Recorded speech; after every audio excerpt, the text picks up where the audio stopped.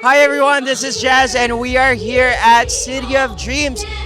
Kamusta po yung feeling nyo na naimbitahan kayo here sa Baccarat Tournament ng OK Games? Masaya siyempre kasi sa dami-daming player na naglalaro sa OkBet, ako yung isang mapalad na naimbitahan. For how long you been playing with OK Games po or OK Bet? 2 months. For that specific months na naimbitahan ka for this prestigious tournament ng OK Games. Ano naman po ang reaction nyo nung nalaman nyong isa kayo sa nanalo sa ating biggest prize here sa OK Games tournament? Masaya siyempre kasi sa dami-dami naming kasali, ako yung nanalo. At nanalo ka po ng bagong-bagong Rolex Date.